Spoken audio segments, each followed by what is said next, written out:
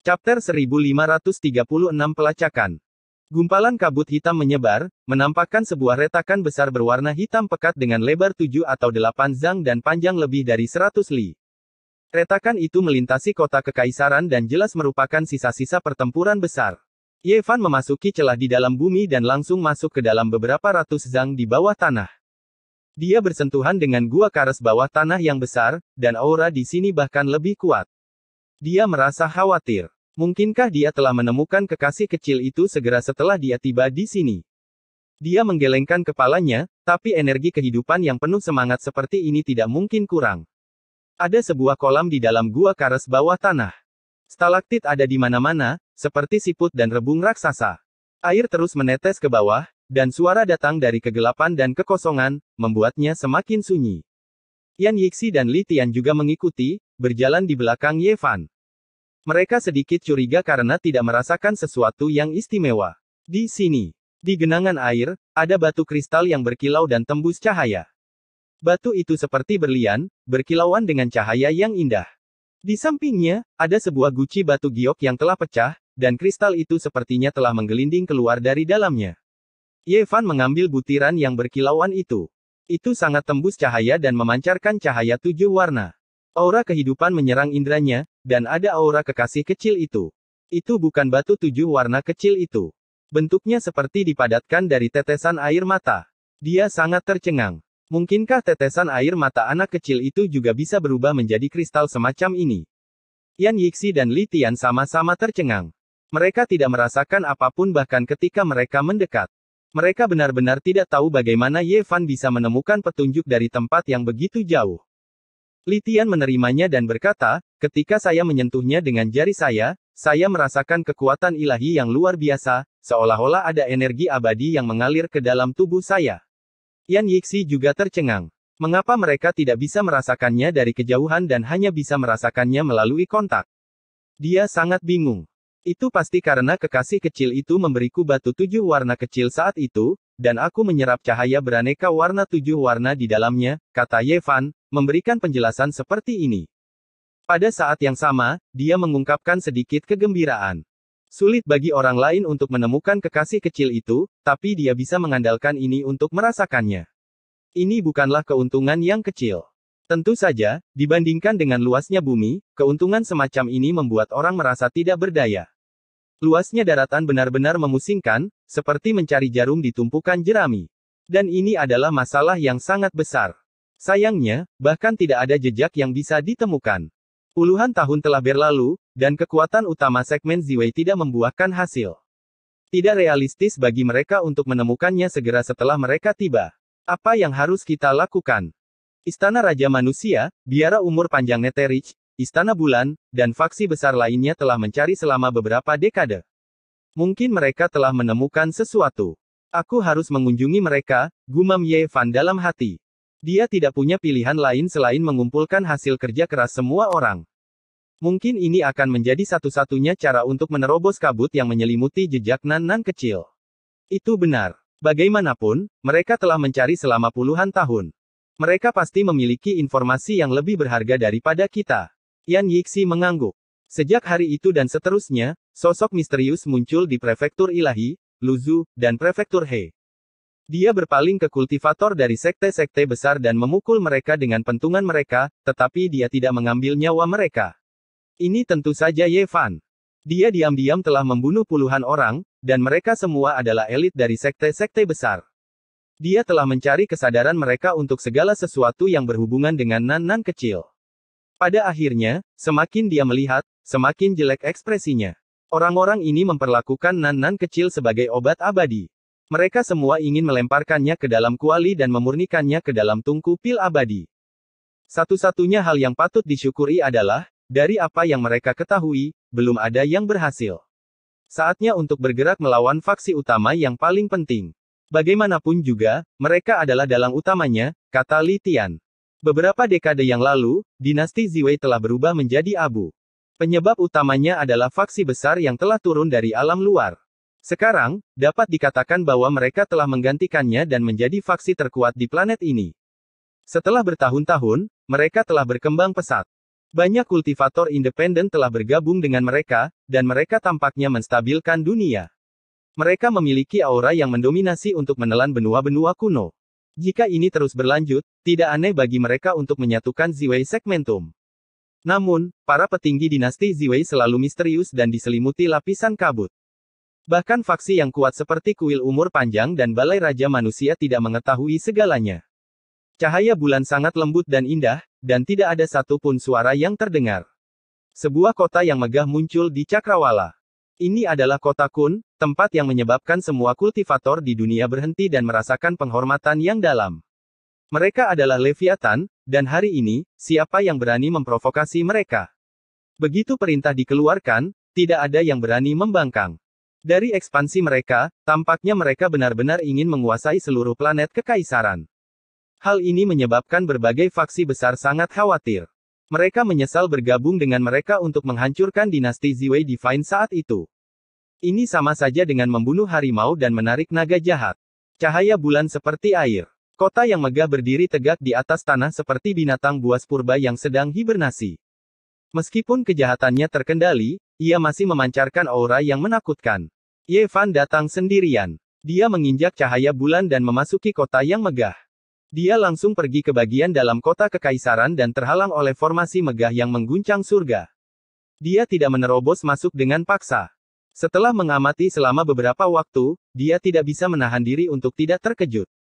Sebenarnya ada kekuatan kaisar di sini, dan ada formasi pembunuhan yang dibuat oleh kaisar semu. Pada saat ini, mata Ye Fan langsung menjadi dingin. Dia menempatkan dinasti ilahi ini dalam kategori paling berbahaya. Ini bukanlah faksi besar yang sederhana, dan asal-usulnya sama sekali tidak sederhana. Dia dengan hati-hati merasakannya, tapi dia tidak yakin apakah kaisar semu ada di sini. Namun, dia bisa merasakan jejak awan gelap dari formasi di sini. Tidak peduli apa, penguasa di belakangnya sangat menakutkan. Ye Fan tidak ingin memperingatkan musuh. Dia tidak ingin memulai perang di tempat ini. Setelah menunggu lama, seorang ahli muncul di kota kekaisaran. Adapun para penjaga di depannya, dia merasa jijik untuk bertindak. Orang ini adalah setengah sage. Baginya, orang ini tidak terlalu dianggap. Tapi di dunia fana ini, orang ini sudah dianggap sangat kuat. Ye Fan berubah menjadi seberkas cahaya ilahi dan menukik ke bawah, membawa orang ini pergi. Bisa dikatakan bahwa dia tidak menyia-nyiakan usaha sedikit pun. Tidak ada yang memperhatikannya sama sekali. Di hutan belantara, Ye Fan mencari lautan kesadarannya, mengamati asal-usul sekte besar ini. Setelah beberapa saat, hatinya bergetar. Sekte ini benar-benar memiliki latar belakang yang hebat. Di kedalaman langit berbintang, ada seorang penguasa yang kultivasinya tidak diketahui. Dia tidak tahu dari mana asalnya, tetapi dia menurunkan sebuah keputusan dan memerintahkan murid-muridnya untuk pindah. Dia ingin menyatukan wilayah kuno Ziwei. Mereka ingin membangun pengadilan surgawi. Pada akhirnya, Ye Fan memperoleh informasi ini. Bagaimana mungkin dia tidak terkejut? Beraninya orang ini. Benar-benar luar biasa. Li Tian dan Yan Yixi berjalan keluar dari punggung gunung. Setelah melihat fondasi abadi orang ini, mereka tidak bisa menahan diri untuk tidak menghela nafas dalam kekaguman. Untuk membangun istana surgawi yang dapat memerintah lebih dari 10.000 wilayah, orang ini setidaknya harus menjadi kaisar semu, bukan? Siapa di antara umat manusia saat ini yang bisa menyainginya? Mungkin hanya Pak Tua Gai yang bisa melakukan ini, kata Li Tian. Hanya seorang murid, tapi dia hampir ingin menyatukan wilayah kuno Ziwei. Pemimpin di belakangnya pasti sangat menakutkan. Kalau tidak, mengapa dia berani melakukan ini? Yan Yixi menghela nafas. Setelah Ye Fan menghapus ingatan yang relevan dari kepala orang ini, dia mengirimnya kembali. Dia mengerutkan kening. Dia telah mencoba semua jenis metode, tetapi semuanya tidak berhasil. Mungkin sudah waktunya meminta beberapa teman lama untuk mengambil tindakan, kata Yan Yixi. Ke sekte khusus itu? Li Tian bertanya. Ya, Ye Fan secara alami juga memikirkan hal ini. Sekarang, dia perlu mencari bantuan dari sekte rahasia surgawi. Saat itu, ketika mereka pergi, leluhur rahasia surgawi akan segera meninggal. Dia melihat sudut masa depan dan mengirimkan dua ramalan, yang bisa dianggap akurat. Li Tian dan Yan Yixi memiliki jimat perintah rahasia surgawi. Menurut perjanjian leluhur, lembah rahasia surgawi harus memberikannya kepada mereka sebanyak 4 kali. Sekarang, masih ada 2 yang tersisa. Saat itu, leluhur rahasia surgawi mengatakan bahwa mereka bisa kembali setelah 20 tahun. Setelah Yevan dan yang lainnya pergi, mereka berada ratusan juta mil jauhnya dari tempat ini. Mereka tidak tahu koordinat jalan pulang, jadi mereka tidak pernah berpikir akan kembali. Mereka tidak berniat memasuki sekte ini lagi. Siapa yang tahu bahwa setelah lebih dari 100 tahun, mereka akan memiliki permintaan lagi. Urusan dunia tidak terduga. Taiyuan terletak di sebelah barat dataran tengah. Itu adalah lembah besar yang dalam yang tidak melihat cahaya matahari sepanjang tahun. Itu sangat gelap. Sekte rahasia surgawi yang terpencil dari jalan kuno yang terpencil menutup pintunya di sini. Jarang sekali melihat mereka di dunia. Semua ini karena mereka dapat mengetahui rahasia surgawi dan dikutuk oleh surga. Mereka tidak punya pilihan selain bersembunyi dari dunia. Sekte ini membuat iri surga. Meskipun mereka memiliki seni ilahi yang luar biasa, sulit bagi mereka untuk berkembang. Selama beberapa generasi, mereka hanya memiliki beberapa murid dan merupakan sekte kuno yang terpencil. Ini seperti seember air dingin yang disiramkan ke kepala mereka, membuat mereka menggigil. Datang ke sini adalah jalan pintas yang paling efektif. Mereka mungkin bisa menemukan beberapa petunjuk tentang gadis kecil itu, tapi mereka tidak menyangka akan langsung dihancurkan. Siapa yang menghancurkannya? Litian mengertakkan gigi. Itu adalah dinasti dewa yang turun dari alam luar, kata Yan Yixi. Mereka menemukan lubang menakutkan yang ditinggalkan oleh tombak perang di sini, dan itu mirip dengan yang ada di kota Kekaisaran Ziwei. Jelas, kekuatan kuat yang ingin membangun surga kuno ini juga ingin menggunakan ramalan dari sekte rahasia surgawi, tetapi pada akhirnya, mereka menghancurkan tempat ini. Yevan kecewa dan meninggalkan tempat ini. Dia merasa bahwa akan membutuhkan waktu yang lama untuk menemukan gadis kecil itu. Namun, banyak hal yang terjadi di luar dugaan. Mereka mencari di prefektur ilahi di timur, dan setelah setengah bulan, mereka melihat seorang anak Tao yang berinisiatif menyapa mereka. Taois kecil, siapa kamu? Saya dari sekte rahasia surgawi, dan saya di sini untuk mengantarkan 2 lembar kertas jimat kepada Anda, kata anak kecil Taois itu. Sekte rahasia surgawi terhindar dari bencana itu. Litian terkejut dan pada saat yang sama terkejut. Cabang ini benar-benar luar biasa bisa menemukan mereka. Setelah menghindari bencana di masa lalu, kita hidup dalam pengasingan di gunung pendek di depan. Seorang bapak leluhur lain akan segera meninggal. Masih ada 1 hari tersisa, dan saya kebetulan melihat Anda di sini untuk memikirkan hal-hal terakhir Anda di dunia fana. Anak kecil penganut Taoisme itu menunjukkan sedikit kesedihan. Di kejauhan, seorang penganut Tao Parubaya lainnya berjalan mendekat. Jenggot hitamnya berkibar tertiup angin, dan dia tampak seperti seorang yang abadi. Setelah dilihat lebih dekat, dia terlihat agak familiar. Itu adalah anak kecil Taois dari lebih dari 100 tahun yang lalu, dan sekarang, dia telah menjadi penerus sekte tersebut. Seorang bapak leluhur lain akan meninggal dunia, memenuhi keinginan terakhirnya. Sekte kami akan sepenuhnya bersembunyi dari dunia sampai perubahan terbesar dalam 10.000 tahun terakhir berakhir. Anak Tao Parubaya itu memiliki ekspresi sedih. Dulu, dia menyaksikan seorang bapak leluhur meninggal karena kecemburuan langit, dan sekarang, bapak leluhur yang lain. Ini adalah nasib buruk yang tidak bisa mereka hindari. Turut berduka cita. Turut berduka cita. Yevan dan yang lainnya tidak tahu bagaimana cara menghiburnya, jadi mereka membungkuk dalam diam dan memberinya sedikit cairan ilahi dari makhluk surgawi kuno. Patriark tidak berani menghitung apa yang kamu cari. Begitu dia membakarnya, belum lagi dia, bahkan warisan abadi sekte rahasia surgawi akan sepenuhnya dimusnahkan. Pada akhirnya, kedua belah pihak membungkuk satu sama lain dan berpisah. Sejak saat itu, sekte rahasia surgawi tidak akan ada lagi di dunia ini selama puluhan ribu tahun. Di barat laut yang pahit dan dingin, sesosok kecil saat ini bergerak maju sendirian. Pakaiannya yang kecil sudah lama menjadi compang camping tanpa bisa dikenali. Chapter 1537 Hutang Darah dan Pembayaran Darah. Menuju barat laut, bertemu di dunia manusia. Ini adalah kertas di tangan Yevan. Sudah lama menguning. Ini adalah kertas jimat gerbang misteri surga yang terkenal. Kata-kata ini tertulis di atasnya, menunjukkan bahwa leluhur lain akan meninggalkan dunia ini. Yevan dan yang lainnya pergi cukup jauh. Mereka berbalik dan membungkuk ke arah gunung pendek itu. Berbagai warisan besar dan sekte kuno memasuki tanah terlantar satu demi satu, memasuki tempat-tempat dengan esensi spiritual terpadat. Itu semua karena mereka merasa bahwa gadis kecil itu terbentuk dari obat abadi yang abadi, bahwa dia akan menyukai tempat-tempat dengan esensi spiritual kehidupan yang melimpah. Sampai-sampai mereka tidak ragu-ragu untuk memasuki beberapa daerah terlarang. Setelah bertahun-tahun, mereka benar-benar membayar sedikit harga. Kurang lebih seperti itu. Di dunia manusia ini, bagaimana sekte-sekte besar bisa bertemu? Ye Fan sedikit menenangkan dirinya. Di sisi lain, Li Tian berteriak dengan aneh. Ada juga kertas jimat di tangannya, di atasnya ada beberapa kata yang membuatnya bersemangat. Keinginan manusia Dao akan berkembang, aku dan kakak laki-laki akan menjadi leluhur kebangkitan. Singkatnya, informasi yang mereka peroleh tidak buruk, membuat mereka merasa jauh lebih nyaman. Hanya saja, setiap kali dia memikirkan gadis kecil itu, hati Ye Fan masih terasa sedikit sakit.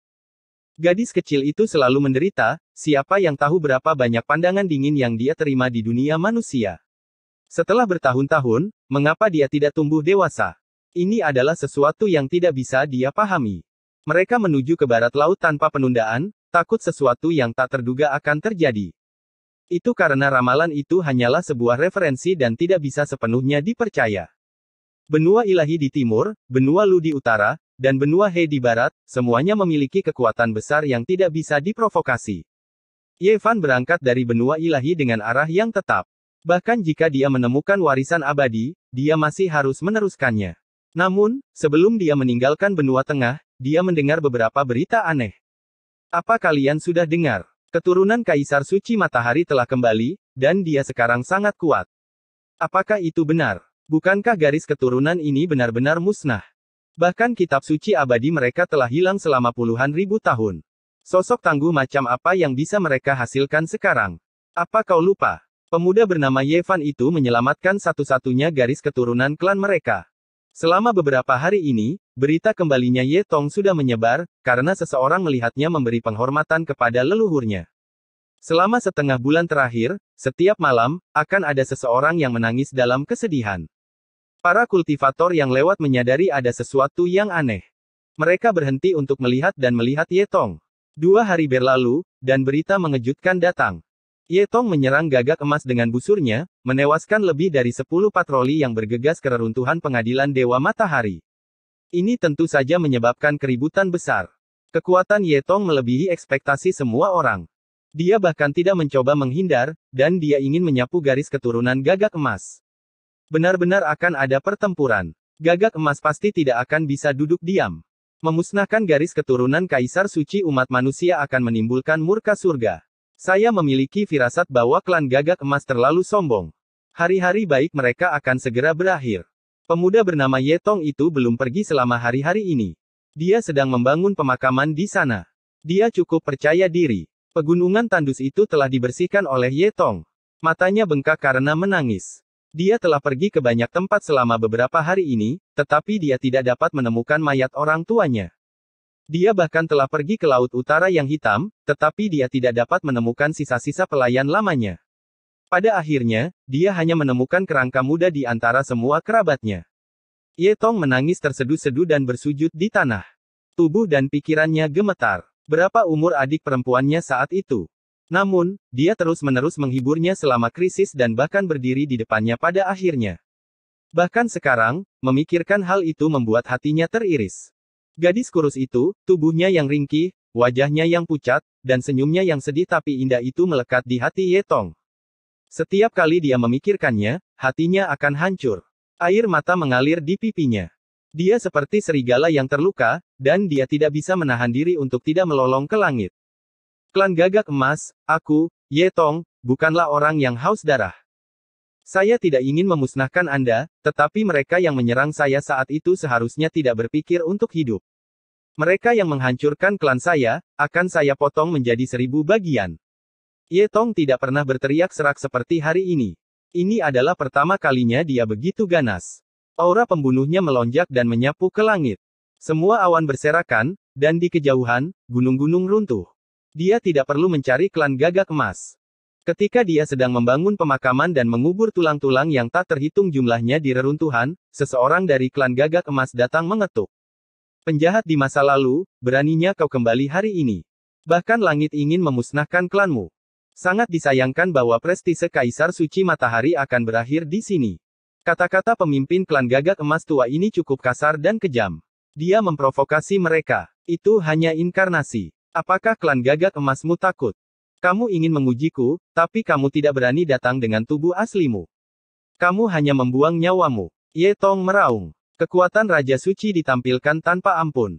Dalam sekejap, itu menutupi langit dan bumi. Cahaya dan cahaya ilahi memenuhi tempat itu. Dia mengulurkan tangannya dan menghancurkan Sein di depannya menjadi beberapa bagian. Adapun yang disebut pasukan, mereka semua terbentuk dari bulu emas dan bukan tubuh yang nyata. Klan Gagak Emas mengirim inkarnasi Sein untuk menguji, tapi pada akhirnya, mereka benar-benar dimusnahkan. Berita itu menyebar ke seluruh benua. Kami hanya lewat, jadi ayo kita pergi dan melihatnya. Sebagai seorang master, tidak benar jika saya tidak berusaha keras. Ye Fan dan yang lainnya menerima berita itu dan menuju ke barat laut. Mereka kebetulan melewati reruntuhan pengadilan Dewa Matahari. Benua dewa terguncang. Semua orang menyadari betapa kuatnya Ye Tong. Klan Gagak Emas berada dalam masalah besar kali ini. Mereka kemungkinan besar akan membayar harga untuk pembantaian berdarah di masa lalu. Dia bahkan berani membunuh keturunan Kaisar Suci umat manusiaku. Dia terlalu biadab. Secara alami, banyak orang berharap Ye Tong secara pribadi akan membunuh musuh. Di benua dewa, angin kencang menyapu. Klan Gagak Emas sangat marah. Dia hanyalah sisa-sisa masa lalu, tetapi hanya beberapa tahun telah berlalu. Dia benar-benar telah tumbuh ke tingkat seperti itu. Hal ini membuat mereka berdua marah dan terkejut. Dia tumbuh terlalu cepat. Kita harus membunuhnya. Aktifkan formasi pembunuhan Sage Agung Klan dan lakukan yang terbaik untuk membunuhnya. Konstitusinya tidak berbeda dengan Kaisar Suci Matahari. Sekarang dia telah kembali, dia seharusnya lebih kuat dari yang kita bayangkan. Kita tidak hanya harus mengaktifkan formasi pembunuhan, tapi kita juga harus menggunakan senjata bijak agung untuk membunuhnya secara menyeluruh. Kita juga harus meminta kartu truf kita muncul. Klan Gagak Emas dipenuhi dengan niat membunuh. Setelah menjadi kuat selama bertahun-tahun, mereka terbunuh hari ini. Hal ini membuat mereka, yang selalu tinggi dan perkasa dan memperbudak semua orang, merasa sangat tidak nyaman. Kereta perang kuno bergemuruh satu demi satu saat mereka menghancurkan langit. Niat berperang melonjak saat mereka melaju ke arah barat laut benua dewa. Mereka sekali lagi tiba di tanah kuno yang telah mereka terobos di masa lalu. Tidak diketahui berapa banyak Gagak Emas yang telah tiba. Langit dipenuhi dengan bayangan keemasan, dan sayap mereka menutupi langit. Klan Gagak Emas telah memobilisasi begitu banyak sehingga memusnahkan beberapa klan besar tidak akan menjadi masalah sama sekali. Makhluk jahat, serahkan nyawamu. Klan Gagak Emas berteriak. Itu masih di tanah kuno ini. Perang salib lain terjadi. Gunung dan sungai hancur. Ye Tong merasa seolah-olah hatinya dipelintir oleh pisau. Di masa lalu, kelompok orang inilah yang menghancurkan rumahnya dan membunuh orang-orang yang dicintainya, meninggalkannya dengan rasa sakit seumur hidup. Dia menyerang dengan marah, bertarung melawan makhluk besar alam Raja Suci. Itu adalah kartu truf klan. Sepasang sayap emas terbuka, dan wajah-wajah menyeramkan muncul satu demi satu. Mereka semua tertawa dengan kejam. Kereta perang memenuhi langit saat pola roh yang tak berujung turun. Bajingan kecil, kamu pergi selama bertahun-tahun, namun kamu masih berani kembali. Kau mencari kematianmu sendiri. Kekuatan-kekuatan klan bergerak bersama, mengaktifkan susunan besar. Pada saat yang sama, artefak Sage Agung turun, tekanannya menutupi langit dan bumi. Itu ingin memenjarakan Ye Tong dan mengambil nyawanya dalam sekejap. Serangan semacam ini sudah cukup untuk menghancurkan Sekte Abadi, tapi sekarang, semua itu terkonsentrasi pada satu orang. Bisa dikatakan bahwa klan Gagak Emas sangat mementingkan dia. Meskipun Ye Tong marah, dia tidak kehilangan ketenangannya.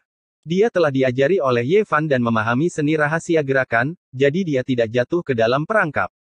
Dengan kecepatan yang tidak dapat dipahami orang lain, dia langsung melarikan diri beberapa puluh kilometer jauhnya dan menghindari kematian. Makhluk jahat kecil, kau pikir kau mau kemana? Bahkan jika Anda adalah keturunan Kaisar Suci Matahari, Anda tidak akan bisa hidup. Akhiri ini untuk selamanya. Para petarung klan Gagak Emas meraung. Mereka menyerang bersama lagi, menekan ke depan. Kamu datang tepat pada waktunya. Di kejauhan, Ye Fan, Li Tian, dan Yan Yixi tiba. Mereka telah mendengar berita dalam perjalanan ke sini, jadi bagaimana mungkin mereka tidak muncul? Mereka bergegas secepat mungkin. Ekspresi mereka sangat dingin, dan niat membunuh mereka melonjak. Mereka bukan hanya pupil Ye Fan, tapi juga murid Li Tian dan Yan Yixi. Bahkan bisa dikatakan bahwa mereka lebih peduli pada Ye Tong daripada Ye Fan. Bagaimanapun juga, merekalah yang membesarkan Ye Tong. Sementara itu, ekspresi Yan Yixi yang anggun juga berubah menjadi pucat. Dia langsung mengeluarkan tungku dewi, dan tungku dewa yang mempesona mekar dengan cahaya keberuntungan yang tak terbatas. Dang! Li Tian menamparkan tungku dan membuangnya. Tungku ilahi langsung membesar, menjadi sangat besar. Itu menabrak susunan besar klan Gagak Emas, dan dengan ledakan keras, itu benar-benar hancur. Artefak bijak agung klan Gagak Emas juga bertabrakan dengan tungku dewi saat ini. Orang-orang dari klan Gagak Emas awalnya dipenuhi dengan harapan, tetapi wajah mereka menjadi pucat sekali lagi. Artefak bijak agung klan Gagak Emas sama sekali tidak bisa dibandingkan dengan tungku dewi. Itu langsung hancur berkeping-keping tanpa ketegangan. Ah! Langit dipenuhi dengan teriakan menyedihkan dari para Gagak Emas. Tidak diketahui berapa banyak orang yang terkubur dalam badai energi yang sangat besar ini dan berubah menjadi kabut berdarah. Sementara itu, Ye Fan juga mengambil tindakan. Dia melindungi gunung dan sungai yang awalnya hancur di bawahnya, mencegah reruntuhan pengadilan matahari menderita dampaknya dan melindungi makam. Orang-orang di kejauhan terkejut. Mereka tahu bahwa klan Gagak Emas sudah tamat. Dengan orang yang begitu ganas mengambil tindakan, tidak ada gunanya meskipun mereka menggunakan semua sumber daya mereka. Mereka ditakdirkan untuk disingkirkan. Raja Gagak Emas, menurutmu kau mau kemana? Ye Tong meraung. Dia ingat bahwa ini adalah ahli tingkat raja penyelesaian yang hebat dari dulu, dan sekarang, dia sudah menjadi Raja Suci. Namun, dia tidak kenal takut. Wajah Raja Gagak Emas sangat pucat. Dia mengenali Ye Fan dan melihat tungku dewi dengan jelas.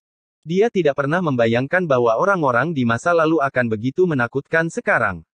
Sebagian besar Gagak Emas masih ada di sana. Li Tian dan Yan Yixi tidak mengambil tindakan lagi. Mereka hanya menghancurkan formasi pembunuh dan artefak Sage Agung. Mereka tidak lagi mengkhawatirkan Ye Tong. Karena kita sudah mengambil tindakan, mari kita buat kesimpulan hari ini. Setelah berbicara, Ye Fan langsung mengoyak kekosongan dan menghilang dari lokasi aslinya. Dia tiba di tanah leluhur klan Gagak Emas. Jelas terlihat bahwa ada formasi Sage Agung di sini.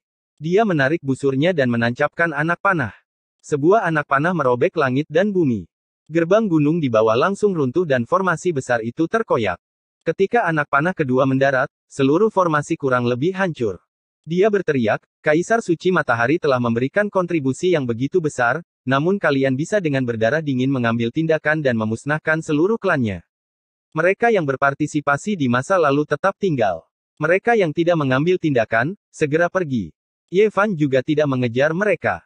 Dia mengulurkan tangan besar dan meraih semuanya. Kemudian, dia merobek-robek kekosongan dan melemparkan mereka ke reruntuhan pengadilan matahari. Sementara itu, dia sendiri tetap tinggal untuk menghancurkan tanah kuno ini. Dia takut ada sesuatu yang aneh di sini yang akan melukai murid-muridnya sendiri. Honglong. Anak panah Ye Fan melesat, langsung meledakkan kota kuno menjadi beberapa bagian dan mengubahnya menjadi abu terbang. Weng. Cahaya bersinar dengan cemerlang. Tempat ini memang aneh. Bangunan-bangunan di atas tanah semuanya hancur, tapi pola formasi yang lebih rumit muncul di bawah tanah. Generasi muda, kamu berani. 7 atau 8 sosok melesat ke langit, menghancurkan asal ilahi. Sebenarnya ada seorang Sage Agung di antara mereka. Pertempuran sengit pun terjadi. Pola formasi yang tak tertandingi menakutkan dihidupkan kembali. Bersama dengan serangan orang-orang ini, langit dan bumi dilemparkan ke dalam kekacauan. Semua ahli di domain bintang kuno Ziwei terguncang, bergegas ke 9 langit. Pada akhirnya, Ye Fan kembali. Ada bercak darah di tubuhnya, semuanya milik klan Gagak Emas.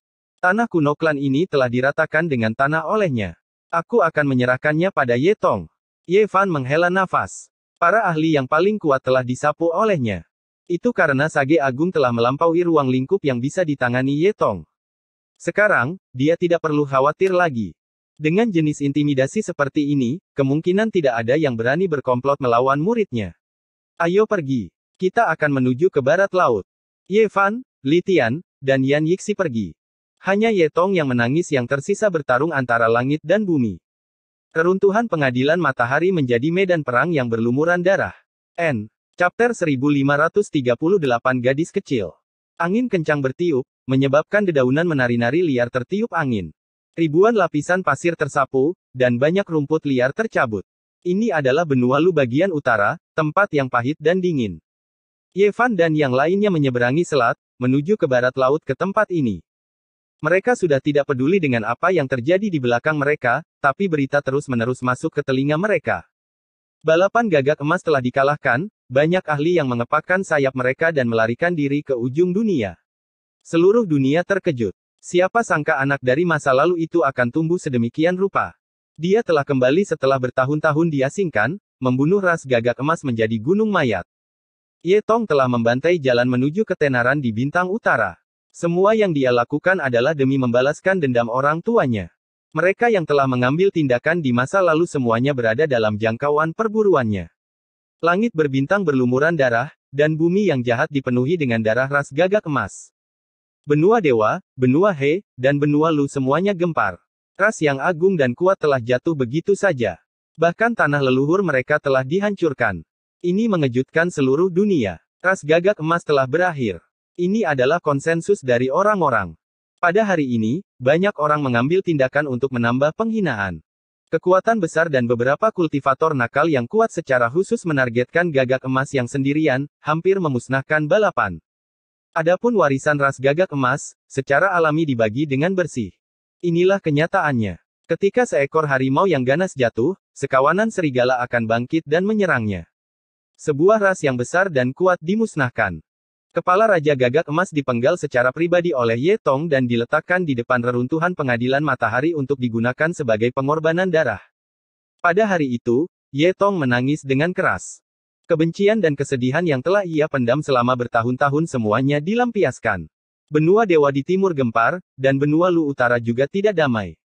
Banyak orang mendengar berita itu dan pergi memancing di perairan yang bermasalah. Semua ini tidak ada hubungannya dengan Yevan dan Litian, dan tidak ada yang memperhatikannya. Kehancuran ras gagak emas sudah dekat, jadi mereka tidak perlu mengambil tindakan atau memperhatikan. Menemukan gadis kecil itu adalah hal yang paling penting. Namun, ada juga orang-orang yang mengikuti jejak mereka setelah melihat mereka menunjukkan kekuatan mereka. Mereka samar-samar merasa ada yang tidak beres dengan ketiganya dan ingin mengetahui apa yang sedang terjadi. Di dunia ini, siapa yang tahu berapa banyak pasang mata yang memperhatikan situasi ini? Di dunia ini, tentu saja tidak banyak orang yang bisa mengejar mereka. Mereka bisa menyingkirkan mereka dalam sekejap, tetapi masih ada juga yang bertahan. Beberapa kekuatan besar diam-diam menyelidiki dan memata-matai jalan yang mereka ambil dalam beberapa hari terakhir.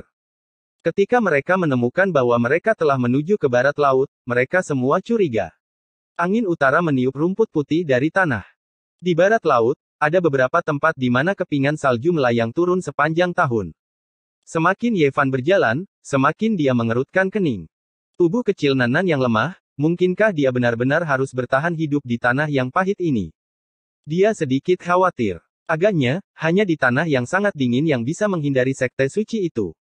Semakin padat ki spiritualnya, semakin berbahaya, kata Yan Yixi. Bagaimana Nanan kecil bisa lari ke tempat yang begitu jauh sendirian? Hal ini membuat orang bingung, dan mereka mungkin juga tidak bisa menjelaskannya. Gadis kecil yang menyedihkan itu memiliki banyak rahasia. Apakah gadis kecil itu istimewa? Mengapa kalian semua begitu gugup? Anak baptis mengerutkan bibirnya. Jangan banyak bicara, tidak ada yang akan mengira kamu bisu. Litian biasanya menamparkan pantatnya. Cabul, aku akan mengingat ini. Ini adalah tamparan ke-105. Kamu akan menyesalinya di masa depan. Si gendut berkata dengan marah. Pegunungan naik dan turun. Beberapa daerah tertutup salju putih, sementara yang lain hijau subur. Ini adalah daerah utara, daerah yang sangat dingin. Tempat yang berbeda memiliki penampilan yang berbeda. Tentu saja, puncaknya pasti berwarna putih keperakan. Hanya di bawah lereng gunung akan ada tanaman hijau, tetapi kadang-kadang akan sepenuhnya tertutup oleh kepingan salju. Saat melewati sebuah kota kecil, Yevan melihat seorang anak mengemis di jalan. Dia segera bergegas menghampiri, tetapi sangat kecewa. Meskipun usia mereka serupa, mereka bukanlah orang yang sama. Dia meninggalkan beberapa makanan dan diam-diam memberinya sejumlah uang sebelum diam-diam mundur. Ketika mereka sampai di utara, sumber daya alamnya tandus, dan manusia hidup dalam kemiskinan. Itu jauh dari sebanding dengan selatan yang hangat. Ada banyak pengembara, dan mereka semua menuju ke selatan. Setengah bulan kemudian, mereka memasuki dataran es. Di sini bahkan lebih dingin lagi. Benar-benar pemandangan utara, dan angin dingin bersiul. Tentu saja, ada juga beberapa tempat khusus di tanah yang sangat dingin. Ki spiritual mengalir, mengubah es dan salju yang dingin menjadi sungai. Ada oasis di mana tumbuh-tumbuhan tumbuh. Di sini, alis Yevan semakin berkerut. Seekor binatang buas mati, menarik beberapa ratus burung yang berkabung. Mereka mematuk es dan memakan tulang-tulang busuk. Pemandangan itu berlumuran darah. Burung-burung yang berkabung ini memiliki energi iblis, dan beberapa di antaranya hampir mati. Ada beberapa binatang buas dan burung iblis khusus di tanah yang sangat dingin. Meskipun orang biasa dapat membunuh mereka, namun tidak mudah untuk hidup di lingkungan seperti ini, kata Yan Yixi. Sepanjang perjalanan, mereka melihat kesulitan hidup di tanah yang pahit. Apakah sebidang tanah itu subur atau tidak, itu terkait dengan kelangsungan hidup beberapa ras. Ada beberapa orang yang benar-benar bisa bertindak sembrono. Meskipun mereka tidak tahu alasannya, mereka tetap mengirim begitu banyak orang. Mereka juga menuju ke barat laut, dan beberapa kultivator telah muncul dalam beberapa hari terakhir. Sepertinya akan ada beberapa lika-liku dalam pencarian gadis kecil itu. Orang-orang ini mencium bau darah dan mungkin telah menebak sesuatu. Meskipun ada orang yang juga menemukan jalan ke sini, Yevan dan yang lainnya tidak terlalu khawatir. Mereka hanya merasa jijik. Orang-orang ini sepertinya telah menumbuhkan hidung anjing. Makam abadi benua buluh ditinggalkan oleh nenek moyang sekte saya. Kalian semua tidak diperbolehkan mendekat. Ada orang-orang di tanah utara yang dengan tajam merasakan sesuatu dan dengan keras menegur kekuatan asing. Jika tidak, jika mereka mendekat, mereka akan membuat cerita tentang makam abadi benua alang-alang. Namun, hal ini tentu saja tidak berpengaruh. Sebaliknya, hal itu membuat jumlah orang sedikit meningkat. Beberapa kekuatan besar semuanya memiliki sikap untuk mencobanya. Mereka mengirim orang. Jika mereka dapat menemukan perbendaharaan ilahi, maka perjalanan ini tidak akan sia-sia. Ayo, kejar aku. Ini adalah sudut yang sangat sunyi di barat laut. Ada sebuah desa yang dibentengi.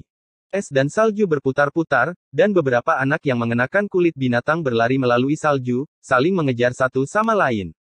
Karena anak-anak ini lahir di tanah yang pahit, mereka semua cukup kuat. Tak satu pun dari mereka yang dimanjakan dan manja. Beberapa anak yang lebih besar bahkan membawa busur dan anak panah kayu kecil di punggung mereka, untuk memanah kelinci salju. Di kejauhan, di depan desa yang dibentengi, sesosok tubuh kecil yang kesepian muncul. Dia menatap anak-anak di desa yang dibentengi dengan penuh kerinduan dan sedikit ketakutan. Seluruh tubuhnya kotor, dan pakaiannya yang kecil telah lama robek. Dia benar-benar seorang pengemis kecil. Entah sudah berapa kali dia jatuh di dunia es dan salju, dan tubuhnya penuh dengan pecahan es. Pengemis kecil itu datang lagi. Teriak seorang anak. Semua anak menoleh dan melihat gadis kecil yang berusia sekitar 3 tahun itu. Mereka menatapnya lama sekali. Jangan bermain dengannya. Teriak seorang anak laki-laki yang sedikit lebih tua. Pengemis kecil, jangan datang lagi. Kami tidak akan memberimu makan. Cepatlah pergi. Teriak orang lain. Cepat pergi. Teriak banyak orang. Gadis kecil yang berusia sekitar 3 tahun itu menundukkan kepalanya dengan sedih. Dia melihat sepatu kecilnya yang compang-camping, dan dengan air mata berlinang, dia berkata dengan suara kecil, "Saya tidak datang untuk makan. Saya hanya ingin bermain dengan kalian semua. Aku tidak mau bermain denganmu. Kamu monster." Teriak seorang gadis yang sedikit lebih tua dengan marah. "Nanan bukan monster. Aku manusia," kata gadis kecil itu dengan sedih. Dia semakin menundukkan kepalanya, dan air mata berderai di matanya. "Kamu masih bilang kamu bukan monster. Kakeksu dan nenek mengadopsimu, tapi pada akhirnya, kamu masih belum tumbuh dewasa dalam hampir 10 tahun. Mereka membesarkan anak-anak untuk masa tua, tetapi kedua orang tua itu meninggal lebih dulu. Kamu masih belum berubah sama sekali. Kaulah yang membunuh kakeksu dan nenek," kata seorang remaja laki-laki dengan marah. "Bukan Nanan yang membunuh kakek dan nenek. Benar-benar bukan." Gadis kecil itu menggelengkan kepalanya. Air mata jatuh dari matanya saat dia menghadapi tanah bersalju sendirian. "Cepatlah pergi. Kau adalah monster. Kamu yang membunuh kakeksu dan nenek.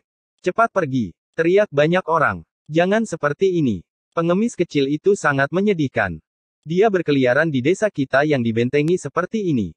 Jika kita mengusirnya sekarang, dia akan mati kedinginan atau kelaparan," kata seorang gadis muda. Rumput kecil, jangan bersimpati padanya. Dia monster, sangga anak lainnya. Dia sering melupakan sesuatu. Aku benar-benar tidak tahu monster macam apa dia. Nanan tidak melupakan segalanya. Saya ingat kakekku dan nenek. Nanan juga ingat kakak dan seekor anjing, kata gadis kecil itu lirih. Dulu, kamu sering bertemu dengan kami dan terkadang lupa. Kami tidak ingin berbicara denganmu lagi. Nanan tidak melakukannya dengan sengaja. Aku tidak tahu apa yang terjadi. Dulu tidak seperti ini. Nanan mungkin sakit, kata gadis kecil itu dengan takut-takut, air mata berlinang di matanya. Gadis kecil itu berbalik sendirian dan menghapus air matanya. Sendirian, ia berjalan menembus angin dan salju. Sosoknya yang kecil membuat hati orang-orang terenyuh. Nanan kecil. Seseorang memanggil dari belakang. Gadis kecil bernama Rumput Kecil yang bersimpati padanya berlari keluar dan bertanya dengan lembut, apakah kamu lapar? Sangat lapar, kata gadis kecil itu pelan dengan kepala menunduk. Ini. Rumput Kecil mengeluarkan beberapa makanan dan memasukkannya ke dalam tangannya. Rumput Kecil, cepatlah kembali. Dia adalah monster dan akan memakan manusia. Terakhir kali, seorang Taois tua lewat di sini dan membawanya ke pagoda iblis untuk dimurnikan. Pada akhirnya, saya mendengar bahwa pendeta Tao tua itu meninggal, teriak seorang anak dari belakang. Adik kecil, terima kasih. Nanan memiliki mutiara di sini. Aku akan memberikannya padamu. Gadis kecil itu menyeka air matanya dan memberikan sebuah kristal seperti berlian kepada Rumput Kecil. Dia bergumam, benda ini hanya muncul saat aku paling sedih. Saat kakekku dan nenek meninggal, benda ini muncul di sampingku. Pada akhirnya, seorang gadis kecil dengan pakaian compang camping berjalan ke kejauhan sendirian melawan angin dan salju. Sosoknya yang kesepian hampir tenggelam dalam salju tebal. Suaranya masih sangat muda dan wajahnya berlinang air mata. Ia bergumam, Nanan masih ingat seorang kakak dan seekor anjing, tetapi mereka semua sudah tiada. Angin dan salju menari-nari. Tubuh kecil yang kesepian itu meninggalkan jejak kaki yang dangkal di salju, mengarah ke kejauhan. Chapter 1539 bertemu. Di dunia es dan salju, sesosok tubuh kecil mengejar mereka, terengah-engah dan berteriak, Nanan kecil, jangan pergi dulu. Paman Li baru saja mengatakan bahwa ada lubang runtuhan di sana, dan ada orang yang bisa terbang ke sana. Mereka akan menangkap monster. Jangan pergi. Xiao Kau berlari dan mengingatkannya. Kemudian, dia memasukkan sekantong makanan ke tangannya dan berbalik untuk pergi. Aku ingin tahu kemana Nanan pergi. Gadis kecil itu menatap punggung Xiao Kau dan bergumam pelan pada dirinya sendiri. Dia menyeka air mata di wajahnya dan berjalan ke arah lain. Dataran es sangat luas, dan tidak banyak tempat yang memiliki kehidupan. Akibatnya, desa-desa dan tempat-tempat lain bertebaran di dunia es dan salju yang luas, dan tidak mudah untuk melihatnya. Angin dingin bersiul dan salju berputar-putar di udara. Ada banyak sosok di sungai es, karena sebuah lubang runtuhan muncul di sini. Beberapa orang mengatakan bahwa sebuah meteorit telah jatuh dari luar angkasa dan menciptakan pemandangan seperti itu. Namun, ketika mereka mendekat, mereka tidak melihat meteorit apapun, dan juga tidak ada bekas terbakar. Beberapa orang mengatakan bahwa ini adalah tempat pemakaman abadi. Tidak diketahui apakah itu Kaisar kuno Taiyin atau Kaisar suci matahari yang datang ke dataran es ini dan meninggalkan pemahaman setelah mencapai Dao. Ini bisa dianggap sebagai harta yang tak tertandingi. Selain itu, beberapa sekte besar di utara telah mengumumkan bahwa pemakaman abadi telah muncul dan meminta kekuatan eksternal untuk pergi. Kemunculan lubang runtuhan misterius secara alami menarik banyak orang untuk menjelajahinya.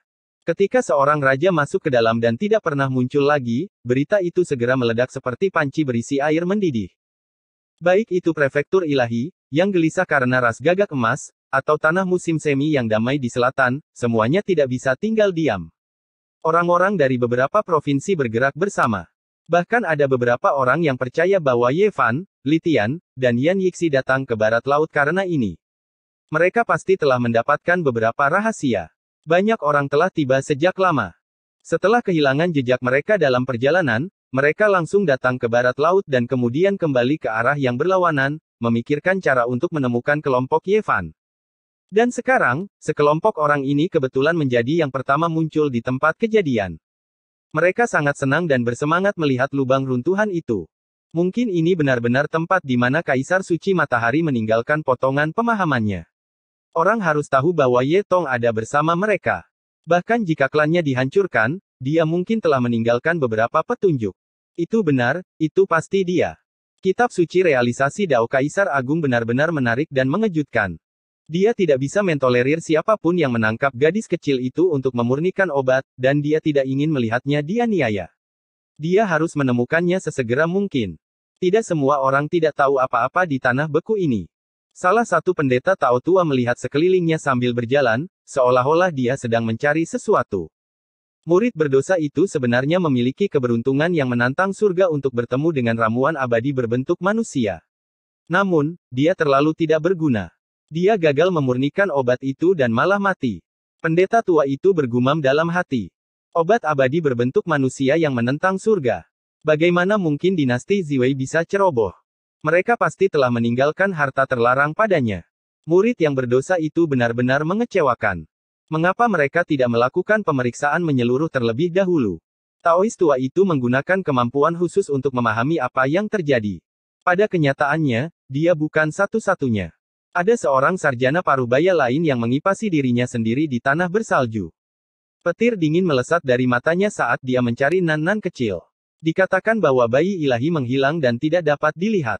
Itu hanya menyesatkan orang. Dalam beberapa dekade ini, dia muncul setidaknya 5 atau 6 kali dan jatuh ke tangan orang lain. Sayangnya, mereka yang beruntung itu terlalu serakah dan langsung memurnikan obatnya, yang mengakibatkan serangan balik.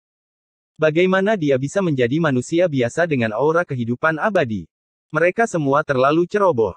Tidak ada kekurangan orang yang tajam di dunia ini. Melalui gerakan rumput yang tertiup angin dan banyak mata-mata, mereka bisa mendapatkan informasi yang paling berharga melalui jejak terkecil. Ada lebih dari 1 atau 2 orang yang menebak bahwa bayi ilahi itu ada di utara. Ye Fan muncul di lapangan es dan mendekati daerah itu.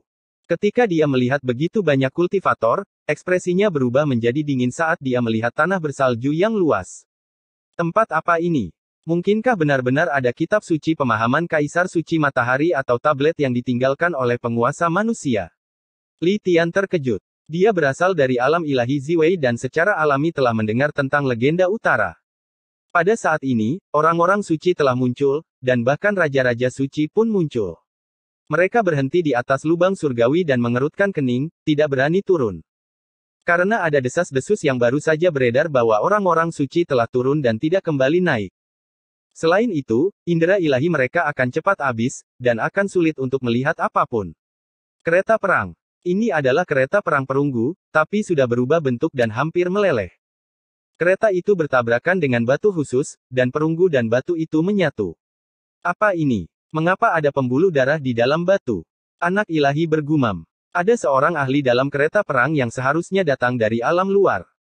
Sayangnya, dia hampir berubah menjadi abu, dan hanya sepotong tulang Dao yang tersisa. Bahan batu ini sangat istimewa, dan sebenarnya sangat menakutkan.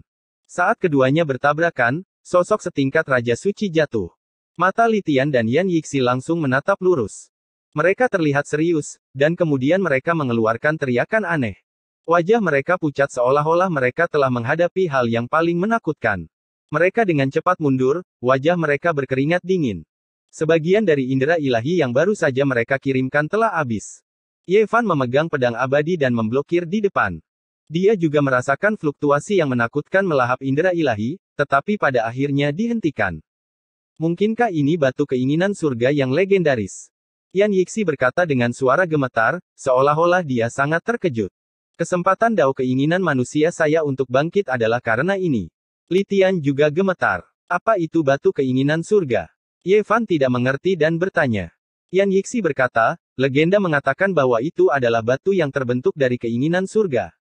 Itu berisi keinginan yang tak terbatas, membuat seseorang kehilangan diri mereka sendiri dan melahap rasa ilahi manusia. Itu adalah yang paling menakutkan.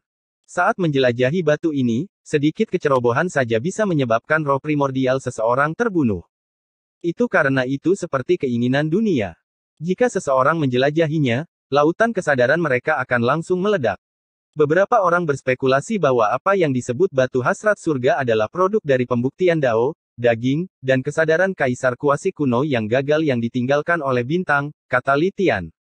Ye Fan langsung tergerak hatinya saat mendengar hal ini. Dia ingin menjadi kaisar yang hebat, tetapi pada akhirnya, dia hancur pada langkah krusial terakhir dan dilebur menjadi artefak semacam ini. Jika ini benar, maka itu akan sangat berharga. Ada pepatah lain yang mengatakan bahwa seluruh bintang kuno dihancurkan, dan darah esensi dari roh-roh heroik yang tak terhitung jumlahnya dan jiwa-jiwa yang kesal dilebur menjadi satu untuk membentuk benda ajaib ini, tambah Yan Yixi. Bisakah kalian menyimpannya? Ye Fan bertanya. Tidak masalah. Kakak senior dan junior mengangguk dan mengeluarkan tungku dewi. Artefak ajaib ini sangat istimewa dan dapat dengan mudah menelan benda yang menantang surga. Ye Fan menunjukkan ekspresi aneh. Dia merasa bahwa tungku dewi itu berkali-kali lebih kuat dari yang dia bayangkan. Itu benar-benar menyegel batu keinginan surga yang sangat langka, tidak membiarkan auranya bocor. Sua, mereka bertiga muncul di permukaan dalam sekejap dan pergi. Semua orang saling memandang dengan cemas. Kemudian, seorang pemberani memasuki lubang pembuangan dan berteriak, benda itu telah diambil. Kelompok itu mengikuti kelompok Ye Fan dari jauh. Beberapa orang mengenalinya, jadi mereka tidak berani berbicara. Beberapa tidak, tetapi mereka tidak berani bertindak gegabah dan ingin melihat apa yang akan terjadi terlebih dahulu. Ye Fan tidak memasukkannya ke dalam hati dan terus maju. Tiba-tiba, dia berdiri di depan sebuah benteng dan merasakan kekuatan hidup yang kuat. Namun, hanya dia yang bisa merasakannya. Dia menghilang dalam sekejap dan membawa kembali seorang gadis kecil. Dia berteriak, "Dari mana kamu mendapatkan kristal ini?" Rumput kecil sedikit takut. "Ini. Nanan kecil memberikannya padaku." Nanan kecil. Mendengar nama ini lagi, emosi Ye Fan berfluktuasi. Dia sangat bersemangat dan menatap rumput kecil. Di mana dia? Kamu. Jangan menggertak Nanan kecil. Dia sebenarnya sangat menyedihkan. Jangan taruh dia di menara iblis, kata rumput kecil. Siapa yang berani memasukkan Nanan ke menara pemanggil iblis? Ekspresi Ye Fan langsung menjadi gelap. Dia langsung memahami lautan kesadaran rumput kecil, dan kemudian ekspresi kaget dan marah muncul di wajahnya. Dia menyerahkan rumput kecil kepada Yan Yixi untuk diurusnya. Kemudian, dia menghilang dari tempat ini dan bergegas ke ujung dataran es. Konstitusi anak ini tidak buruk. Yang jarang terjadi adalah dia rukun dengan Little Nanan dan merawatnya dengan baik. Saya pikir Ye Fan akan memberinya beberapa manfaat. Mengapa kita tidak memasukkannya ke dalam jalur keinginan duniawi saya? Kata Li Tian. Yan Yixi terkejut dan menggelengkan kepalanya. Garis keturunan kita tidak cocok untuknya. Jika dia mau dan ingin berkultivasi, dia bisa dikirim ke Istana Bulan. Kalian. Bukankah kalian orang jahat? Rumput kecil jauh lebih tenang daripada anak-anak lain pada usia yang sama. Meskipun dia takut, dia tidak panik sampai tidak tahu harus berbuat apa. Dia berdiri di sana, tidak bisa bergerak maju atau mundur. Dia seperti seekor anak domba yang menunggu untuk disembelih. Beberapa orang mengelilinginya dan bertekad untuk menangkapnya. Saya menemukan bayi ilahi pertama kali, jadi secara alamiah bayi itu adalah milik orang tua ini. Itu tidak benar. Saya jelas tiba lebih dulu. Tidak akan ada hasil apapun jika kita terus bertarung seperti ini. Saya pikir lebih baik mengolahnya menjadi obat dan kemudian membaginya secara merata. Ketika Nanan kecil mendengar ini, dia tidak bisa menahan diri untuk tidak mundur selangkah. Matanya yang besar dipenuhi air mata, dan dia berkata dengan takut-takut, "Paman, Nanan sangat patuh. Jangan sakiti aku." Meskipun obat ilahi abadi menentang alam dan menumbuhkan bentuk manusia, itu masih belum menyempurnakan kemampuan ilahi yang hebat. Nasibmu sudah diputuskan. Kamu dilahirkan untuk menjadi obat. Sarjana Parubaya itu tersenyum, tapi rasa dingin yang tersembunyi di tulangnya membuat orang menggigil. Takdir abadi yang begitu besar sebenarnya telah kita temui. Saya setuju untuk memurnikannya menjadi obat terlebih dahulu dan kemudian membaginya secara merata, kata seorang Taois tua. Auman. Sebuah raungan keras terdengar dari kejauhan. Sesosok tubuh berdiri di puncak gunung. Matanya seperti kilat, dan dia melihat semuanya di sini. Itu adalah Ye Fan. Dia merasakan aura Nanan kecil dari jauh. Sekarang dia melihatnya dengan matanya sendiri, seolah-olah samudera luas telah menyapu langit di dalam hatinya. Dalam sekejap, itu berubah menjadi cahaya ilahi dan bergegas mendekat. Itu secepat guntur yang tiba-tiba bergemuruh, menyebabkan wilayah bersalju yang tak terbatas bergetar dan memicu longsoran salju yang besar. Mari kita lihat siapa yang berani melukai Nanan. Raungan keras mengguncang langit dan bumi. Ombak bergegas menuju beberapa sosok, tetapi di tengahnya, Nanan kecil tenang dan tenang. Butiran-butiran salju tidak menari. Siapa di sana? Siapa di sana? Siapa di sana? Beraninya kamu mencuri makanan dari mulut harimau dan memperebutkan bayi ilahi bersamaku. Apa kau bosan hidup? Mengaum. Kemarahan dan niat bertempur Ye Fan melesat menembus 9 langit. Ini adalah pertama kalinya dia begitu marah dalam beberapa tahun terakhir. Ki darah emas melonjak dan melonjak ke langit. Dia muncul di lapangan. Puff, puff. Teriakan dan jeritan marah datang dari lapangan, tapi tidak ada yang mengejutkan seperti bunga darah yang bermekaran. Orang-orang ini adalah orang suci, tetapi mereka meledak satu demi satu. Selama proses ini, Ye Fan sudah tiba. Dia menggendong Little Nanan dan menutup matanya agar dia tidak melihat pemandangan yang menakutkan ini. Apakah itu? Kakak. Nanan bermimpi lagi. Bisik gadis kecil itu dengan sedih. Matanya dipenuhi air mata, dan air mata itu bergulir ke bawah saat menyentuh jari Ye Fan. Ketika Ye Fan mendengar ini, hatinya hampir hancur. Dia merasa sangat pahit dan berkata, ini semua salah kakak. Butuh waktu bertahun-tahun untuk menemukanmu. Ini bukan mimpi. Nanan tidak akan dirugikan lagi. Tubuh gadis kecil itu tiba-tiba bergetar. Dia mengulurkan sepasang tangan sedingin es untuk menyentuh pipinya dan berkata dengan takut-takut, benarkah? Kakak. Ye Fan membawanya pergi dari tempat ini. Darah dan tulangnya menghilang. Dia berdiri di atas puncak bersalju sebelum melepaskannya dan menurunkannya. Gadis kecil itu terlalu menyedihkan. Setiap kata yang diucapkannya membuat hatinya bergetar. Kakak, akhirnya Nanan melihatmu lagi. Gadis kecil itu mengangkat kepalanya untuk menatapnya. Matanya dipenuhi dengan keterkejutan. Air mata terus mengalir di pipinya. Ia mencengkeram erat sudut pakaiannya, takut kalau pakaian itu akan hilang jika ia melepaskannya. Dia berkata, Nanan sakit dan banyak lupa. Tidak ada yang bermain dengan saya. Mereka semua mengabaikan saya dan mengejar Nanan ke dataran bersalju. Aku merindukan kakak. Kata-kata ini seperti jarum yang menusuk ke dalam hati Ye Fan. Dia menyalahkan dirinya sendiri dan merasa sakit hati. Butuh waktu bertahun-tahun untuk menemukannya. Nanan kecil telah menderita terlalu banyak. Pakaian compang camping gadis kecil itu tipis. Sepatunya penuh dengan lubang dan jari-jari kakinya hampir terbuka. Seluruh tubuhnya kotor. Hanya matanya yang besar dan penuh dengan air mata yang terlihat jernih dan cerah. Rambutnya dikuncir kuda yang tidak pernah berubah. Seorang anak berusia sekitar 3 tahun yang berpakaian seperti ini di dunia es dan salju tampak sangat menyedihkan. Kakak ada di sini. Dia tidak akan membiarkan Nanan menderita lagi. Ye Fan menggendongnya dan meletakkannya di bahunya. Sinar keemasan meluap dan menyelimuti gadis kecil itu. Di kejauhan, terdengar lolongan panjang. Tentu saja, ada orang yang memperhatikan keributan di sini. Kelahiran Nas Chen Sol telah mengejutkan semua orang. Seluruh wilayah kutub gempar. Bahkan hawa dingin yang pahit tidak bisa menghentikan api di hati orang-orang. Semua pasukan utama yang menerima berita itu bergegas datang dengan anak buah mereka. Jangan takut, Nanan. Tidak ada yang bisa menyakitimu lagi. Mereka bukan apa-apa. Tidak masalah meskipun semua orang di dunia mencarimu. Jadi bagaimana jika seluruh dunia adalah musuhmu? Bunuh mereka semua. Kata Ye Fan dengan tegas. Kata-katanya mengguncang seluruh dataran bersalju. N. Chapter 1540 Ladang Es Manusia Darah. Puncak bersalju bergetar dan bergemuruh saat longsoran salju yang menakutkan terjadi. Kelompok-kelompok kultivator muncul dan semuanya terbang ke arah ini.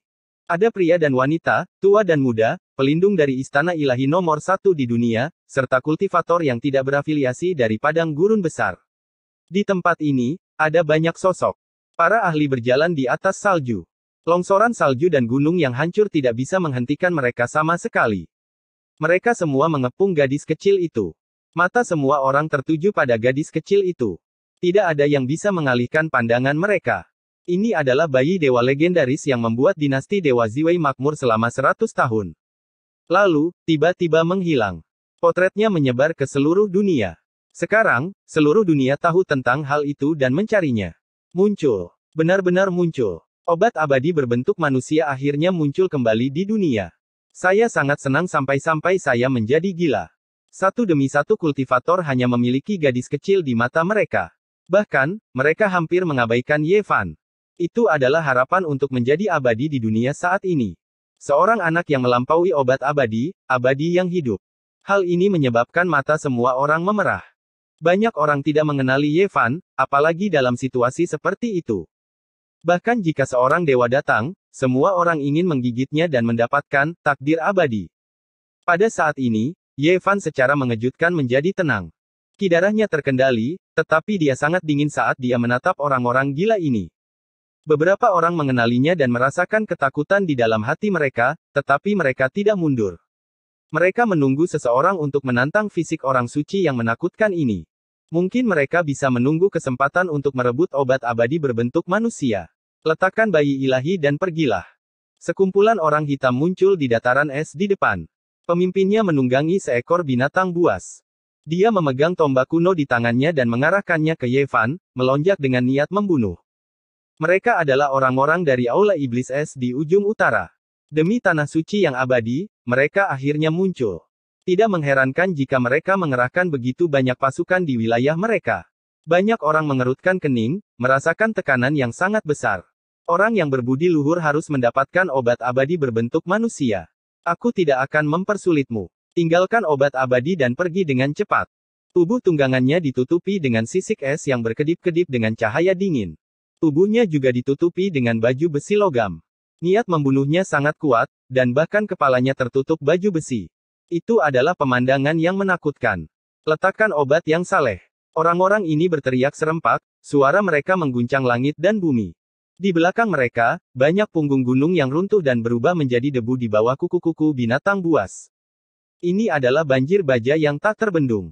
Dengan cepat menyerbu, mengejutkan semua orang. Sudut mulut Yevan melengkung menjadi senyuman kejam. Dia sangat marah sampai ekstrim. Nan-nan kecil membuat hatinya sakit, dan dia merasa sangat tidak nyaman.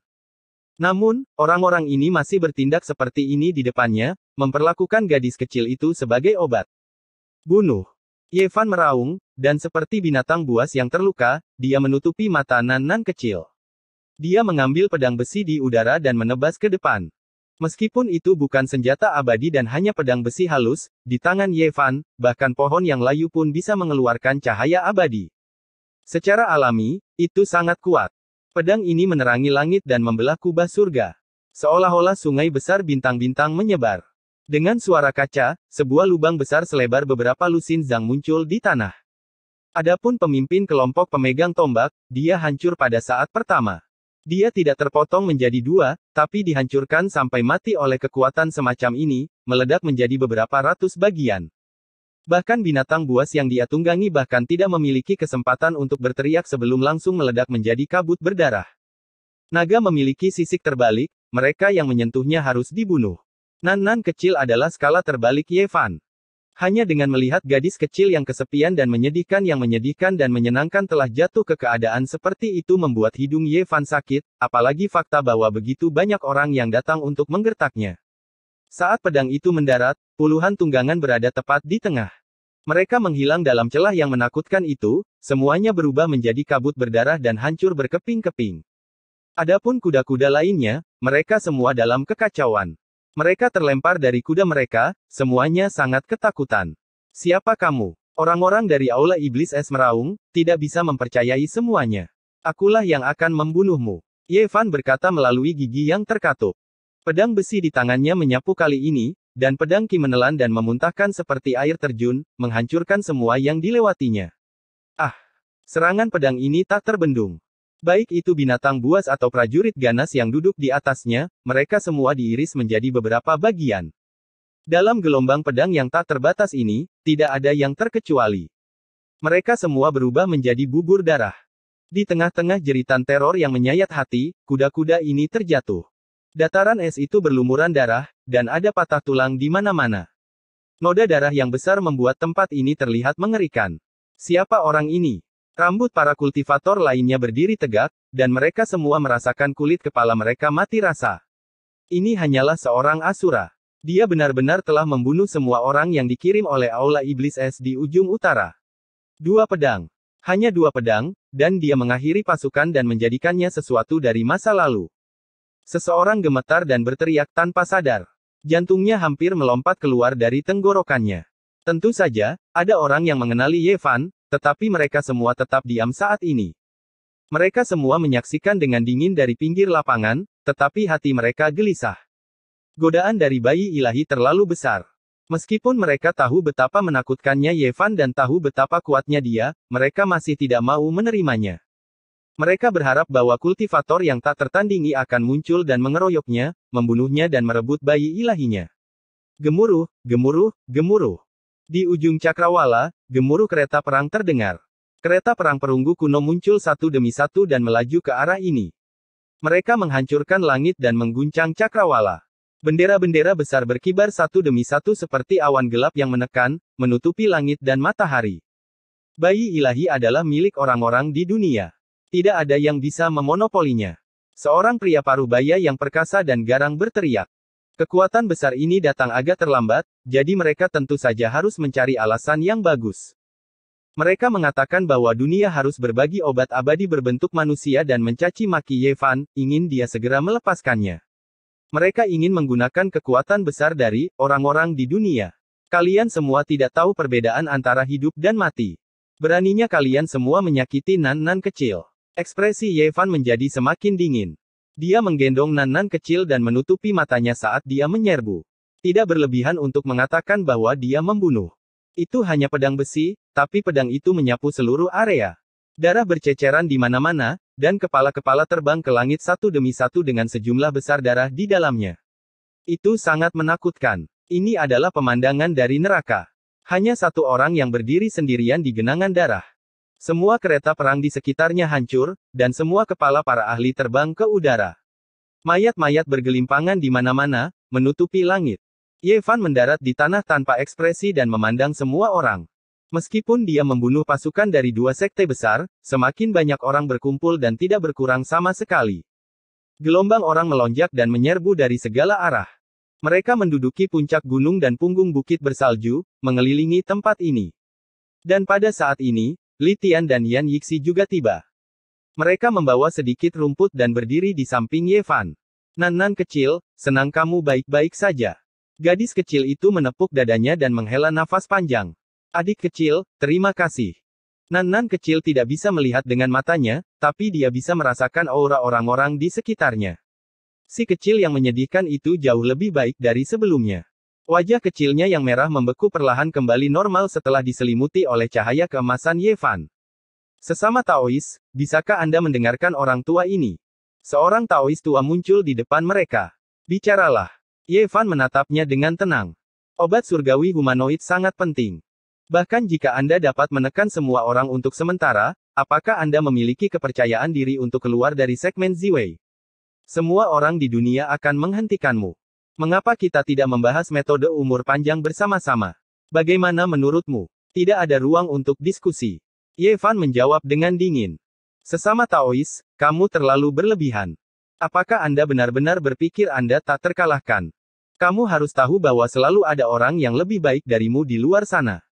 Jika Anda dapat meramu jalur pil surgawi, Anda pasti akan dapat memilih terlebih dahulu.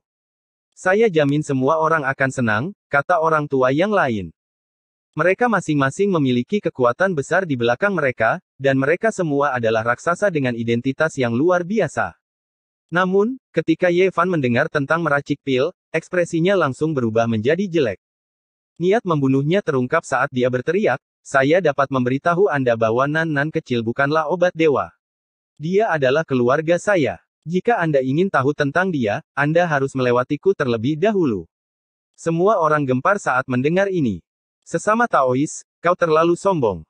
Apakah kamu ingin mengambil obat abadi untuk dirimu sendiri? Anda harus memahami bahwa Anda membuat musuh dari semua orang Siulian di dunia. Tidak mudah bagi kesempatan untuk menjadi abadi untuk muncul, tetapi Anda ingin memotong jalan semua orang. Anda menantang semua pahlawan di dunia. Semua orang terkejut. Ini terlalu sombong. Apakah dia benar-benar berpikir dia bisa menghancurkan semua sekte di segmen Ziwei? Ye Fan tidak mengatakan apa-apa. Dia hanya mengirimkan beberapa fragmen merek. Itu adalah adegan dia dan Nan-Nan kecil di segmen Dipper Utara. Dia dengan jelas mengatakan kepada semua orang bahwa hubungannya dengan gadis kecil itu bukan karena obat abadi. Keheningannya dipenuhi dengan niat membunuh yang tak berujung. Ye Fan menatap dingin pada semua orang. Dia mencoba yang terbaik untuk menahan diri dan tidak ingin membunuh terlalu banyak orang. Semua yang harus dikatakan dan dijelaskan telah dilakukan. Jika masih ada orang yang tidak tahu perbedaan antara hidup dan mati, maka dia tidak perlu bersikap lunak. Teman Dao, bahkan jika Anda memiliki hubungan dengannya, itu mungkin karena dia adalah obat abadi, bukan? Apakah Anda ingin dia menjadi obat abadi eksklusif Anda? Saya khawatir ini akan sangat sulit karena semua orang di dunia tidak akan menyetujuinya. Kamu pikir kamu ini siapa? Bagaimana kamu bisa mewakili semua orang di dunia? Ye Fan memegang pedangnya dan menebas.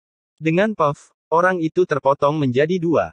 Niat membunuhnya menjadi lebih kuat saat dia melihat para pahlawan. Bagaimana jika kita menambahkan pengadilan ilahi yang menguasai dunia? Kata seseorang dengan dingin. Yang disebut pengadilan ilahi adalah kekuatan menakutkan yang turun dari alam luar setelah menghancurkan dinasti ilahi Ziwei. Mereka ingin membangun surga kuno dan sekarang, mereka disebut pengadilan ilahi di bawah langit berbintang Ziwei. Ya, bagaimana jika kita menambahkan kuil panjang umur di punggungan Nether dan istana bulan di negeri utara? Apa itu cukup?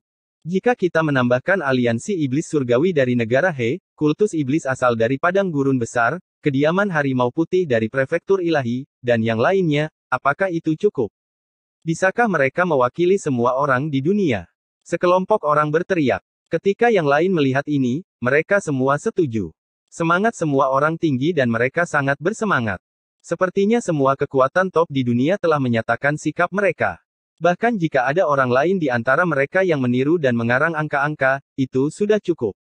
Paling tidak, emosi semua orang teraduk-aduk, dan mereka meraung serempak.